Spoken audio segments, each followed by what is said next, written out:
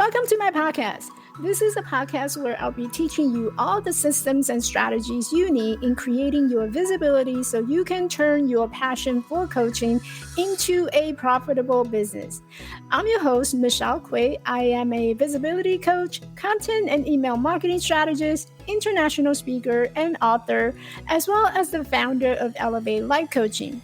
Let's just say that I know a few things about overcoming seemingly impossible obstacles in life and in business. I'm on a mission to be the champion that helps you to get to the top of your mountain, one courageous step at a time. Welcome to the show. Today, this is a topic I'm really passionate about because we're talking about 7 secrets to create content that resonate and convert. A lot of us feel like I just spend half an hour and an hour or 45 minutes create something that's so long and that's so compelling in my mind. But when I start posting it, it doesn't translate anything into paying clients. So what am I doing wrong? And quite frankly, there is nothing yet that you did wrong. Perhaps you just didn't realize that there's a strategy in how you create content that would actually convert someone from a cold audience into paying clients. When you think about getting client, the client comes from 2 channels. Last week, I talked about the 2 ways of getting your clients, right? There's a short route and there's a long route. The short route is you can do what most traditional marketing coaches or business coach would tell you. You got to do outreach. You got to reach out to how many people, and you have to create this worksheet to track your conversation. Today, I send out my first response, first reaction, outreach message, and tomorrow or 3 days later, I'm going to have to send a follow-up message to them. And then 5 days later, I'm going to have to send another message to them. And that's the whole reason why you might need a client relationship management system, such as a Honeybook, Dubsado, or something that would allow you to keep reminding you, oh, today I have this conversation with this person. Yesterday, I had this conversation with that person. Now, if you're just starting out and you don't have a whole lot of client, I would encourage you, don't even bother looking at the CRM, right? You're not at that point yet. Your goal as starting and getting that client so that you can have that consistent flow of client coming in, your goal is to have as many conversations as possible, put yourself out there so that people will know you actually have a business. If you don't do that as your first step, then no matter how beautiful your system is going to create, it's going to fill up with empty spot, right? You're not going to have a whole lot of people that you needed to track. And so you can simply just get away with by creating a simple spreadsheet or set reminder on your phone and say, hey, I had a conversation with so-and-so. Remind me 2 days later. Remind me 5 days later, right? A simple, keep it very simple way of tracking that client. So what I'm teaching you here is the long-term strategy. I'm teaching you that you can have a full-time job. You can have a job that pays your bill, but at the same time, you're actually optimizing the way that you're reaching out to clients. How do you reach out to clients without spending the time doing the one-on-one thing or sending out the single DM, and you still getting people coming to you, the traffic that you need to come to you? And that comes from the long way of attracting clients, right? You need to create valuable content and position your content in front of the right people so that the right people, when they consume it, they want to see more, they want to read more. So if I'm creating a topic on how to set boundary, and this is a real conversation that I just had at my book club, we were reading this book that Gina, one of my star students, had recommended, and she's actually facilitating the book club. And so she recommended this book called The Goddess Warrior.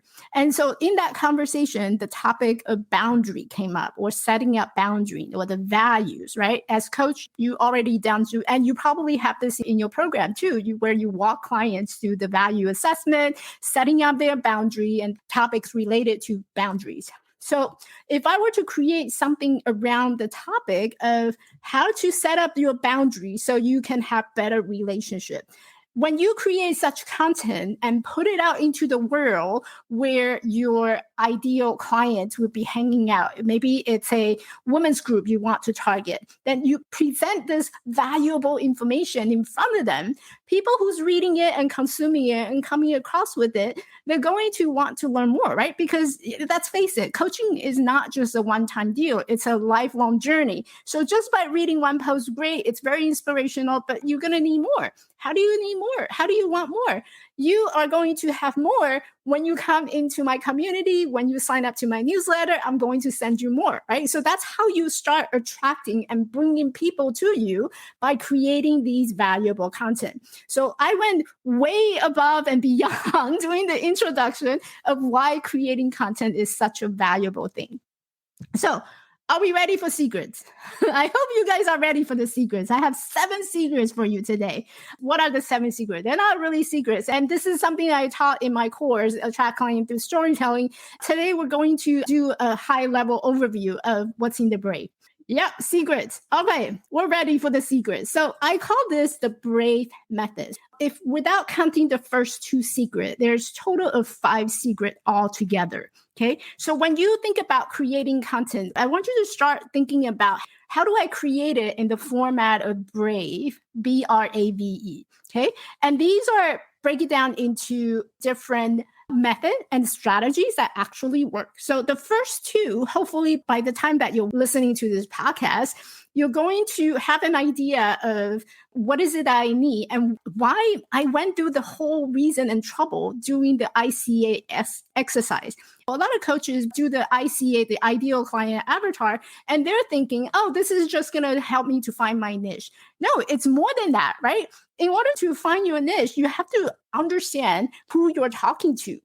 You have to understand what are some of the language that these people are using. And that's the whole reason why you're spending your time doing that ICA exercise. It's not just so that you can go out there and start interviewing these market research. Oh, my niche is this and that, and can I interview you? That's pointless. The reason why you went through that exercise is so that you can understand who is that target audience that you're serving. Who are they? Because if you think about like women, just take, for example, my book club, right? I have a book club that's filled with thousands of women that's in the group. There's women who have teacher background. There's women who have HR background. There's women who's been retired. So it's a very diverse group. Now, if I were to create content that would talk about how to become a better skier, is that a word, skier? Like the people who ski?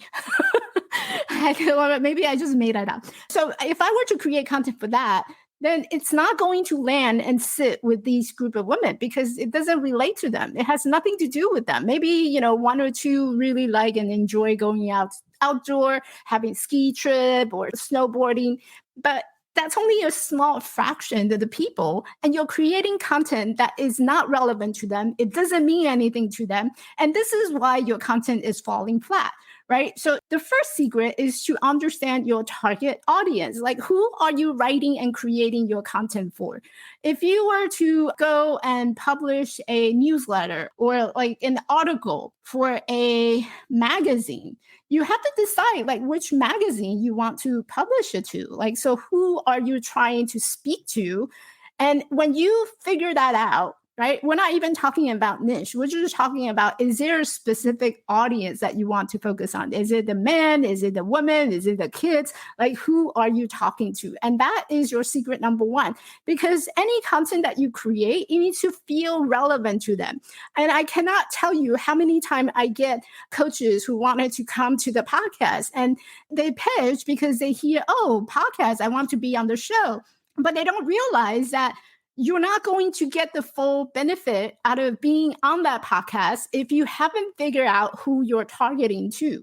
If you're targeting to women who's trying to overcome negative self-talk, and you're pitching yourself to a podcast where they're focusing on marketing, for example. My podcast is all about branding, storytelling, and marketing, right? If I were to have a guest and come in here and start talking about how to practice your skiing, that's like totally irrelevant to my audience. And you ladies wouldn't want to hear about it. And that's why you hear crickets, because it's not relevant to the audience that they want to hear.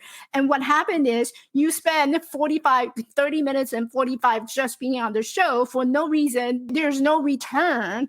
The return, it may not be immediate monetizing, but maybe you're sharing a lead magnet, right? Your freebie, free offer on that podcast. And guess what? Nobody downloaded it. Nobody wanted it because it's irrelevant to them. So this is where the secret number one is. If you want to create content that convert and resonate, step number one is you need to define an audience. I don't care if you have a niche or you don't have a niche, just pinpoint to an audience. Like, is this women's group? Is it going to be a men's group? Is it going to be adult? What is that range of a population that you're speaking to? And this also goes to people who wanted to use public speaking, right? What is the number one question I ask whenever I go on the stage? I ask them, the event coordinator, who am I talking to? It's very important for me to understand who I am talking to so that I can craft my language that tailor to the audience that I will be speaking to. So whether you do it on the stage or you do it on the virtual stage, social media, or in an article, that is your first step to write a content that resonate and convert. So what is secret number two? Secret number two is you want to define a conversion goal. What is a conversion goal? I cannot tell you how many times that I see coaches posting just for the sake of posting, right? Oh, Michelle said I need to post every day, and therefore I'm going to post every day.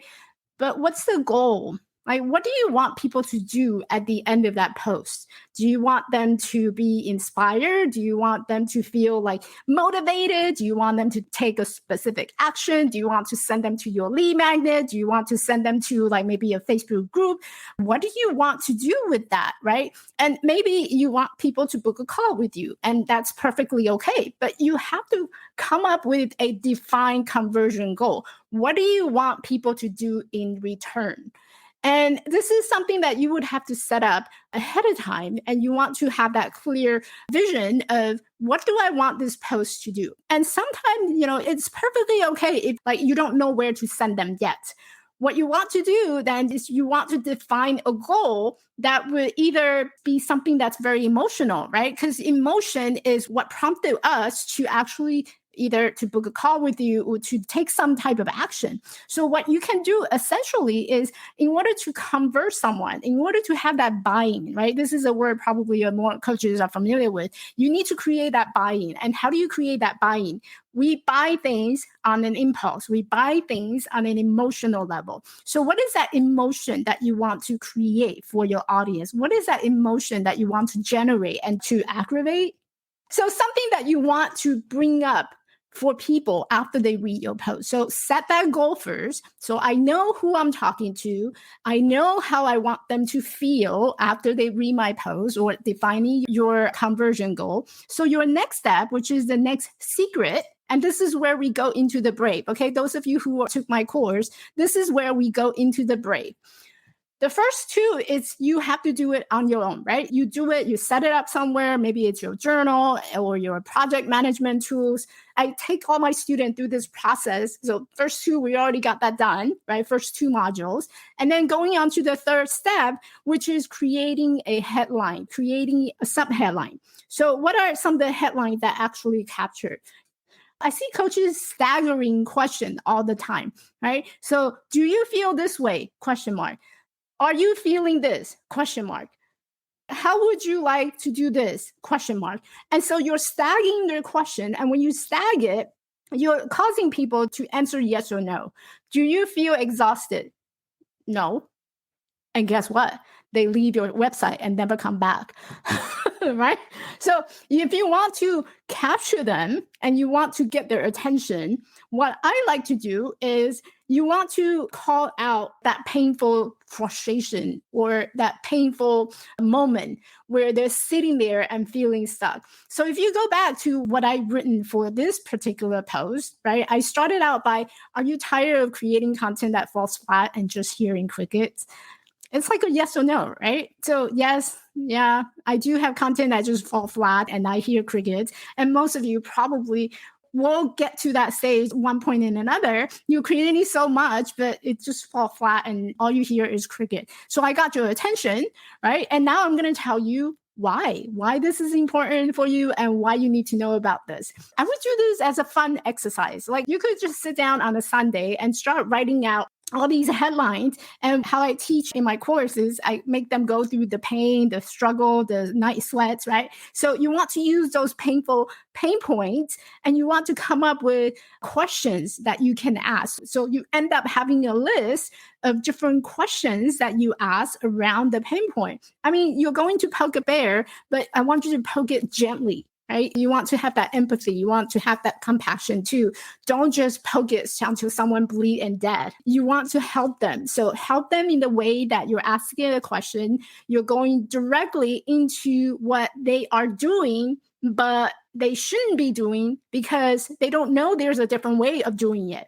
Okay. Am I making sense? Yeah. So you want to point out what is the limiting belief or what is the struggle that they're having. And you want to be able to show them that there's a different way of doing this. And let me show you how, right? So you start going into your storytelling. When you point out something that's not working, I have ringing in my ear. That's not good. That's not a good sign. When you point out, like once you poke the bear, you want to go down and further explain what is the reason this is not working, why this is not working, how can I make this better? And when you go into the storytelling, a couple of weeks ago, well, the last podcast, I talked about the 4 types of storytelling that you can tell, right? So depending on what you're creating, the content that you're creating, you want to look at, okay, so if I'm talking about setting boundary, what stories can I bring up that demonstrate that my boundary was being violated, my boundary, or I didn't have any boundary? And so you want to think about, like, what are some of the stories that had happened in your life, maybe, or in someone else's life, or you heard it from someone else in an example, or perhaps something happened yesterday where you feel that your boundary is being tested. Right? That's a very relevant story to demonstrate here. Like maybe you're allowing your people pleaser, right? Do you find yourself people pleasing all the time? Let me tell you, you are not alone. And here is why, right? So you immediately go into the storytelling portion by having that transition of, if you feel this way, let me tell you why. Let me tell you how. Let me show you a different way. So you go into the 4th secret, which is using storytelling. And I encourage everyone to keep a journal or diary of all these stories that happen in your everyday life from day to day so that you can keep going back to reference it. If you're sitting there and having a writer's block, it helps if you have something to go to that you can pull out from your story bank and you can say, well, I can use this story to demonstrate a boundary. Right? I can use that piece to demonstrate a time management. I'm giving you these examples so that you have an idea of what type of story you should be keeping in your story bank. You may not have immediate use for them, but trust me, later on when you're feeling stuck or you need to pull a story using a storytelling method, then you can always go back and have a way of finding it. So use storytelling because you just capture my attention. Now walk me through the juicy part, right? So here's my compelling heading. Do you feel like you're a people pleaser? Let me tell you why. Here's a little story of what happened when my boundary was being tested. Going into the 5th secret, secret number 5 is to write in a very conversational tone. I was talking, was it Carol? Yeah, Carol. In last week's class, we were talking about, I said, Carol, you can just imagine that you're texting, you're writing for Sonia, who is also in the class. You can just imagine that you're talking to each other. And conversation is the reason why it makes your social media copy or any type of marketing copies feels very down to earth, very digestible. It feels more connected, right? Because we don't go around and we don't talk like English teacher. When you learn how to write in high school or your college essay, you have to write it in a very format specific way. It's a very formal tone, right? This happened and therefore this happened next and this happened next. In the storytelling world, it is not a linear way of telling story. You don't start with, oh, when I was 16, this is what happened. When I was 17, this is what happened. Storytelling doesn't happen in a linear way. Storytelling happens based on the value, based on the lessons that you have learned or you're trying to teach. And there's always juicier part right in the middle where the conflict happened. So if you're interested, I would encourage you to pick up Joseph Campbell's book, The Hero with Thousand Faces. And you're going to start to see a pattern of how traditionally, back in the old day, how storytelling is done. Even the carving on the wall tells a story in the way that it is not in a linear sense. So your social media copy doesn't exist in a linear way, right? It doesn't happen, oh, you got to do this first, you got to do this first. And those are presented in the format of facts. Facts are boring, right? Facts and data are boring. So if you're in the corporate world and you're writing for someone who is in a corporate or a leadership position, then you might want to consider adding some data, adding some research into your presentation. Right. But on the most part, most people are emotional human beings. They're not analytical. They're not in the thinking mind when they buy and consume stuff. They want to have that type level of entertainment. And what makes it entertaining? Something that's down to earth, easy to digest, something that's short, something that has a point to it, right? I can actually learn something to it, and something that's fun, enjoyable in reading, something that's conversational. Like everyday conversation. I don't need to use perfect English to describe my day to someone. I don't need to use perfect sentence. I can have run-on. I can have short broken words, and people will get it because it's conversational. It happens in our lives every single day. That is what is going to make your content convert and resonate. If you give like a whole long paragraph of this is what happened and here's what happened to me and this is my story, people will be like out of it in seconds. Okay. So you don't want to create content like that. And oftentimes I see this too, where it's all just in the long paragraph. So here's what I would encourage you to do is actually after you've written it, I want you to sit down and start reading it to yourself. Is it making sense to you? If you were to read it and pick up this piece and you read it, how would that make you feel? It's okay. Then go back and read it again, rewrite it again, right? Write it in a very conversational tone. So secret number 5 is very important. It's writing in a conversational tone. Okay, so secret number 6 is you want to include some type of social proof.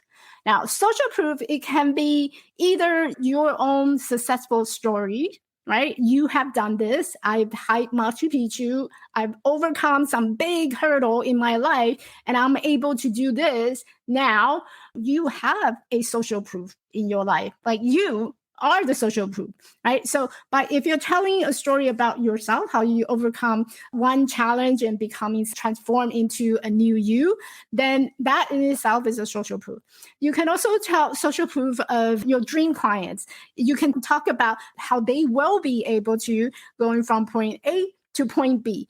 And social proof can also be case study, right? Maybe it's a past client who had a really successful story and that you can also incorporate it into your storytelling and say, take, for example, so-and-so was experiencing this, and now so-and-so is experiencing that, right? So that would be an example of social proof. Social proof can also be something that's more data-driven.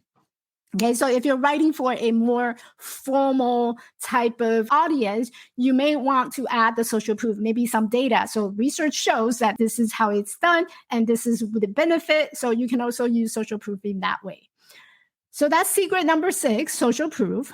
Last secret is you want to make it easy to take action.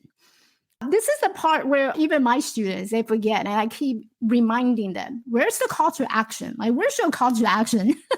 You write this amazing, beautiful piece, but where's your call to action? What do you want people to do? And this goes back to defining your conversion goal, right? Secret number 2 was defining your conversion goal. So once you have that conversion goal, you wanted to get your audience to do something, like whether it's get up and change your life, change your habit today, or get up and book a call with me, or get up and actually just sign up with me, right? What do you want people to do? And make it very easy to take action. I cannot tell you how many times I have to click and I have to double click and I have so many links. I don't know which one to click. So you want to make it super easy for them. This is what I want you to do. I want you to sign up to the course today so that you can be on the waiting list, right? So you should not have more than one link.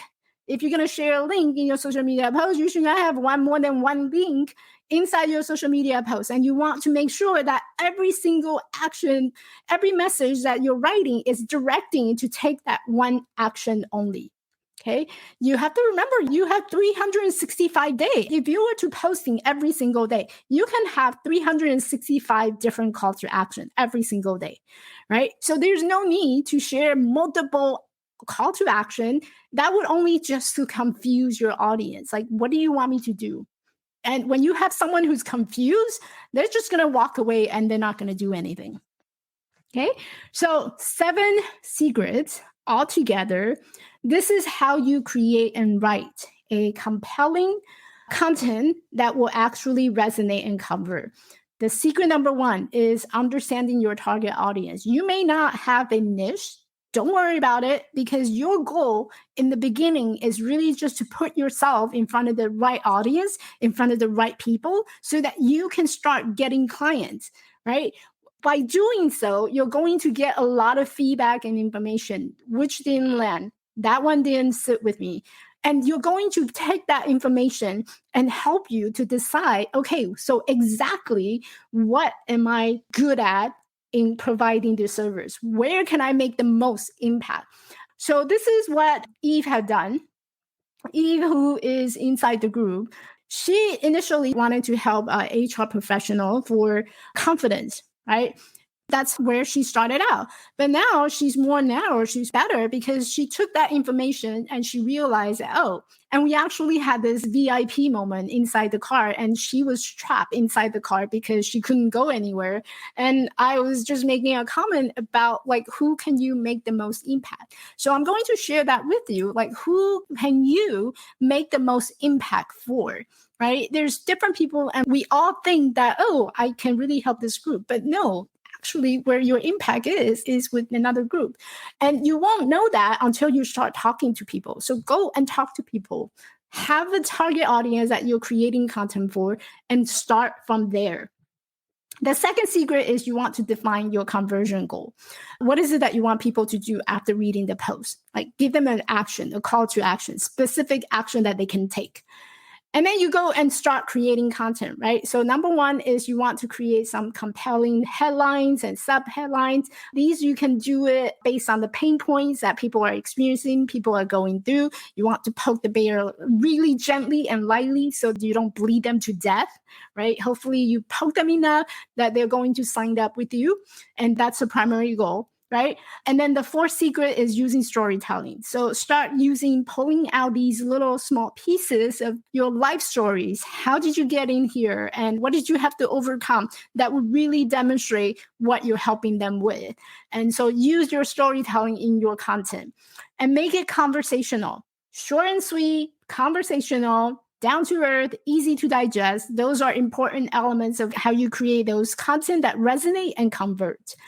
Secret number 6 is include some social proof, like who has done this and can I do this too, right? Because your readers, your audience is going to be thinking about, well, this is great, but can I do this? And you want to provide some proof, some example that if I can do it, you can do it too, right? You want to have some social proof. And secret number 7 is to make it easy to take action. Don't confuse them. Confusing audience is not going to convert, right? So you want to be clear exactly what you want me to do at the end of the call, at the end of the post. Tell me what to do and make it easy for me to act. So those are the 7 secrets of creating content that resonate and convert into paying client. Now, I'm not saying this is going to be like your overnight thing, right? I write all my content. Like for those of you who's curious, I write all my content. I do have a copy editor, and a copy editor will go back and kind of just proofread what I have written, making sure that it makes sense, right? But 100% of the time, I come up with my own copy, my own content. Everything that you're reading, consuming, and hearing, they all come from me. Why? Because you are essentially the person who your client is going to work with. So no one knows your story better than you do. So if you don't start creating content, then it's kind of like, oh, but I read this on your social media, but when I really meet you, this is what you're saying. There's a disconnect. So you want everything to be as seamless as possible and as cohesive as possible. And so for the last 4 years, 5 years, I've been writing content myself. Okay. So I'm showing you how this can be done. And this is how you go about doing it. And so together, these, not including the first 2 secret, the last 5 secret, because the first 2, I actually make it into separate modules. So my students have to actually sit down and really give them a lot of headache. Right? Carol can testify for this. They keep going back and change it, right? But the first 2, I make it into a separate module because those are the first 2 most important steps in order to write content that will convert and that would actually get you paying clients. But last 5 steps are how you put together these content. Okay, they may appear in different names, but if you think about it, the concept, it's all the same. And I call them the BRAVE method. Yeah. Okay, so hopefully this is helpful, and I want to hear from you. It's so worth the headache. It is so worth the headache because you're going to have so much clarity in terms of like who you're writing it for. And it makes your content creation process a lot less painful. Now you can just sit down and say, oh, today this happened, and I can totally talk about this to my audience because it's easier. All right. So hopefully this is helpful. I would love to hear from you. What do you plan to take this information, and which of the 7 secrets that you believe that you have been missing, and how is that going to help you? So I would love you to put that into the comment. Let me know how you're going to use this information. And if you have any questions, you know where to find me, and I will see you in our next live training. Bye. Hey, beautiful. Thanks for listening. If you enjoyed this podcast and found value from this episode, I would love for you to hit that subscribe button on your favorite podcast platform and leave me a rating and review. One thing I was struggling in my early years in business was finding the right people to connect with. It feels like I was on this entrepreneur journey on my own. And sometimes we all just need friends who can share our dreams and hopes. Someone who can relate to what we're going through as we grow our business together. If you are a woman coach who is ready to grow your coaching business and looking for strategies to get seen, get heard, and get hired, I want to invite you to come and find me in our community on Facebook at Get Clients with Storytelling. This is a community of women coaches who want to grow a coaching business by creating engaging, visible, and authentic content with storytelling for their business to get more leads and attract more clients. I will see you at our next tea party.